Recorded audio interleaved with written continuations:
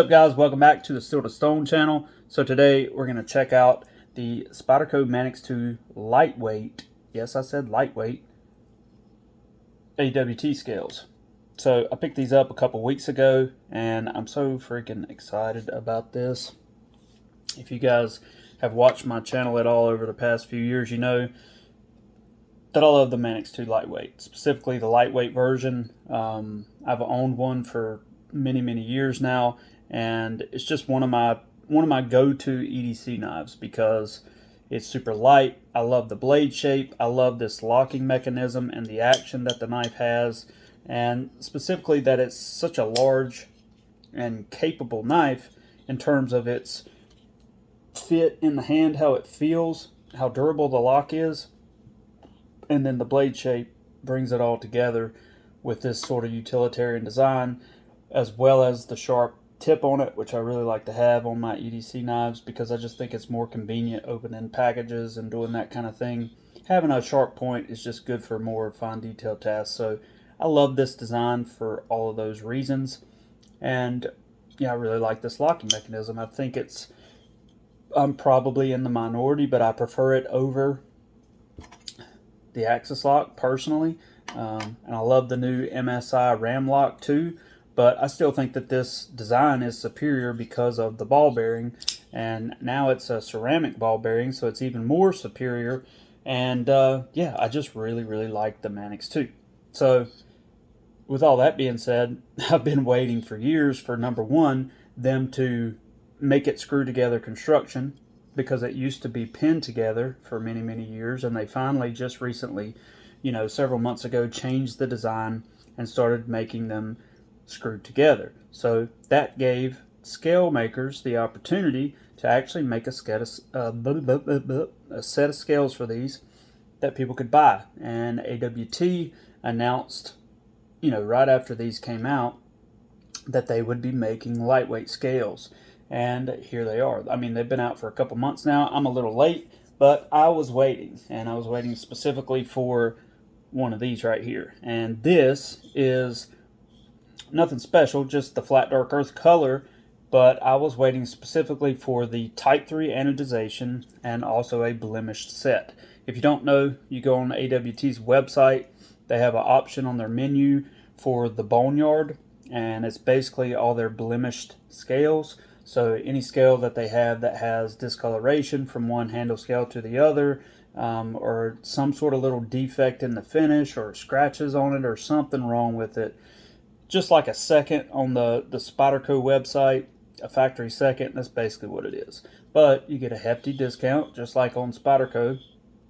You get about 30 bucks off with these if you buy a blemished set. So that's what I was waiting on specifically. Number one, for them to do some of these with the Type 3 anodization, and secondly, for them to get a color that I wanted in the boneyard for a blemished set. And I just happened to look, a week or two ago, and they had a set of the flat dark earth, which is the color that I wanted, and it was in the blemished section. So I went ahead and picked them up. So these were $69.99, and that's a hell of a deal. So I grabbed them and put them together, and God, they fit up flawlessly, and I really like what they've done with these. So number one, when you put them together, they did get rid of one of the screws, so you can take out one of those, and then these have like a little washer that goes from this screw up here to the pivot for the washers to run on with the plastic scales. But since these are aluminum, they don't need those. You take those out, and you should be good to go with everything else. Just make sure when you do put it together that the opening, that the ball for the cage ball bearing, when you drop it in there, that it's facing up towards this bar, the opening in it, and you'll be good to go.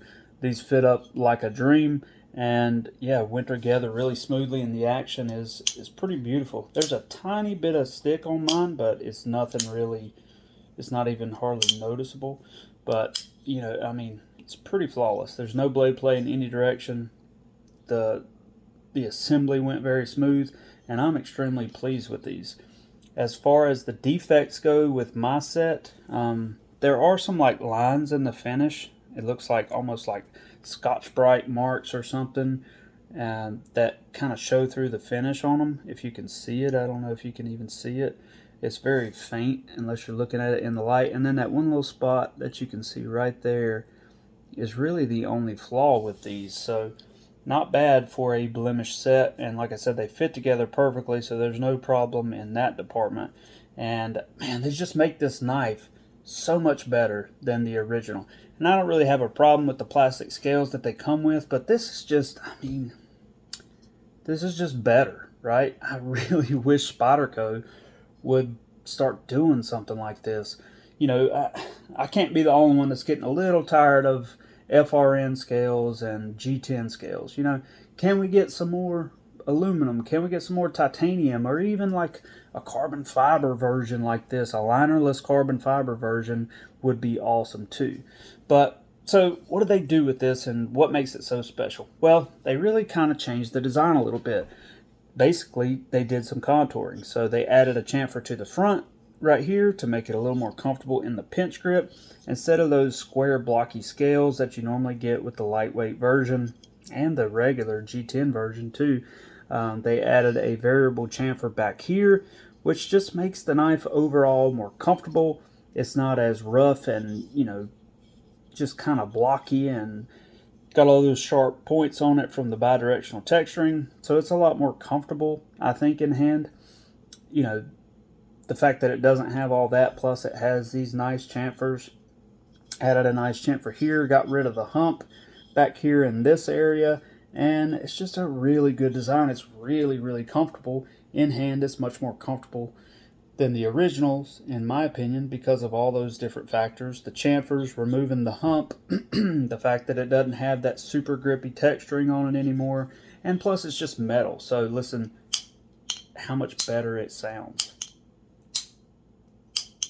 I know I don't have one right here to compare it to, but trust me, the sound is a good little bit better, and I love a good sound on the action of a knife.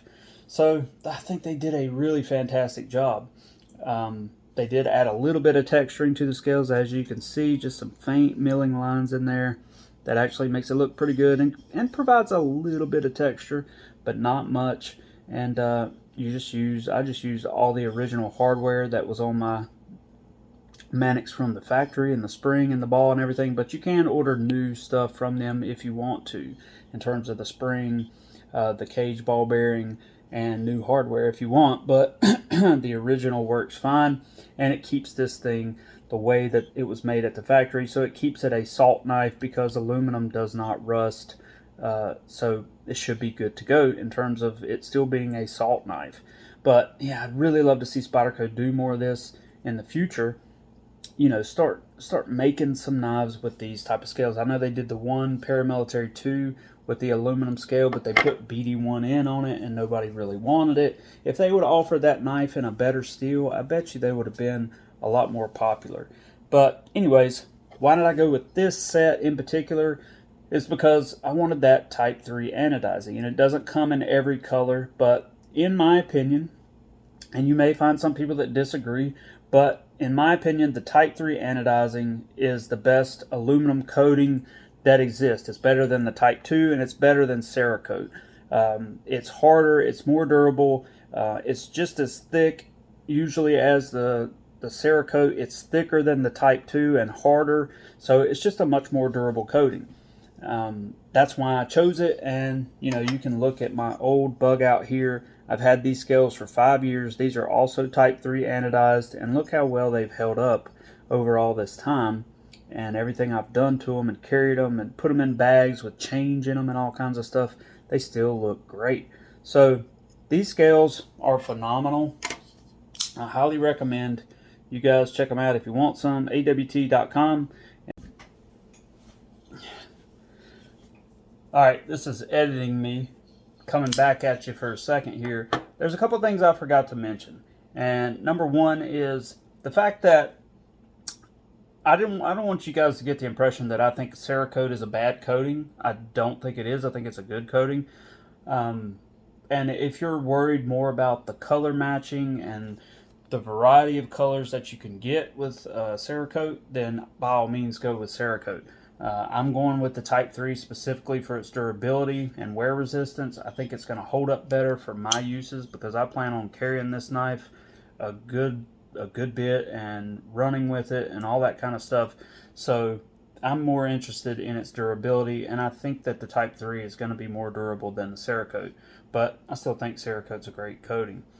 Secondly, I want to shout out to AWT because I think they did a fantastic job with these scales. One thing I did forget to mention is that they added the jimping to the scales here, and I love the way that they did it. They just took a flat end mill and kind of bloop, bloop, bloop, you know, kind of just jabbed it in there and made that little bit of jimping, a little bit of texturing, adds a little bit of grip to the scales, which I love, but it's not overly aggressive like it is on the liners of the G10 Manix.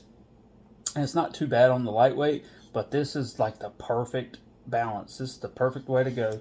Adds a little bit of grip, not a ton, but enough to actually be useful, and that's fantastic. Secondly, or thirdly, I guess, the design of this. They did a really good job designing this, because this is not like making a regular set of scales that just attach to the top of a set of liners or something like that. These are linerless scales that they basically had to kind of redesign this knife in order to make it. Sure, they had the basic shape and, you know, the dimensions and everything for the screw holes, and maybe even mostly for the pocket inside of here, but they had to do a little bit of design work on their own to build up this pocket section to hold this steel bar that houses the cage ball bearing and the lock and all that kind of stuff, the spring, and it's only held in place by this screw right here. The rest of the end of the bar is held in place by the pocket that is in this section right here. So this screw doesn't even go through that bar. So they had to get that exactly right for this bar to seat down inside of there and have this screw go through it and set this cage ball bearing inside of there with the spring pressing up against it and have that angled perfectly and all that kind of stuff. And I don't know what kind of microscopy equipment they have over at AWT where they could like trace the scales and trace the inside of the original scales to kind of transfer that into some CAD software. I don't know what they have.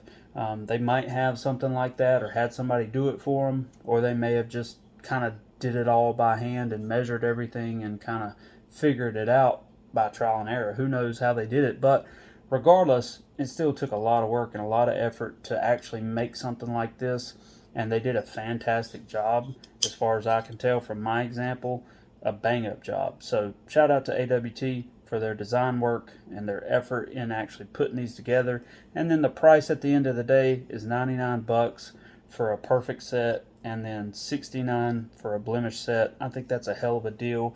So yeah, they did a fantastic job with this, and I'm I'm over the moon about having a manix lightweight with aluminum scales. So anyways, that's all I wanted to say. Again, thanks for watching, guys. Appreciate all of you if you do watch the channel. And yeah, we'll catch you next time.